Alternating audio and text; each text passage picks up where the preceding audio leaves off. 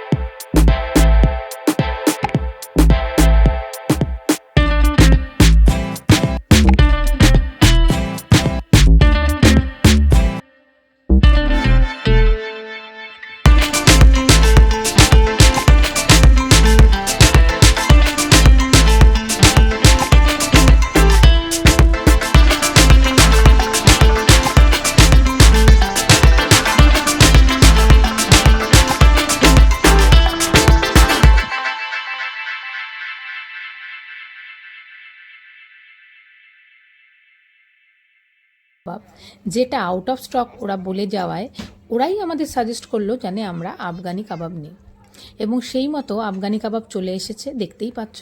আর আমার হাজব্যান্ড সেই আফগানি কাবাব সবাইকে পরিবেশন করে দিচ্ছিল। আফগানি কাবাবের টেস্ট এতটাই সুন্দর ছিল এবং এর পিসগুলোর সাইজও দেখতে পাচ্ছ এতটাই ঠিকঠাক যে একটা করে পিস কিন্তু যথেষ্ট ছিল। তো আমরা সেই রকমভাবেই স্টার্টার দিয়ে শুরু করলাম। স্টার্টার খাওয়ার পর কিন্তু আবার আমরা ওয়েটিং পর্বে চলে গেলাম, কারণ আমাদের মেন কোর্স মানে বিরিয়ানি তখন আসতে বাকি। ওয়েট করতে হলো, আর কিছুক্ষণের মধ্যেই চলে এলো আজকের মেন কোর্স, মানে আমরা যেটা অর্ডার করেছিলাম। আমরা অর্ডার করেছিলাম মাটন বিরিয়ানি আর গ্রিন স্যালাড। বিরিয়ানি কিন্তু আমরা কোনো সাইড ডিশ দিয়ে খাই না, তার কারণ বিরিয়ানি একাই 100। আমাদের যেন মনে হয় বিরিয়ানি সাইড ডিশ দিয়ে খেলে বিরিয়ানির মাহাত্ম্যটাই কমে যায়। আমরা বিরিয়ানি লাভার কি না? যাই হোক, এদের কোয়ান্টিটি কিন্তু যথেষ্ট ছিল। আর কোয়ালিটি আর টেস্ট না, সেটা আমি বলবো না।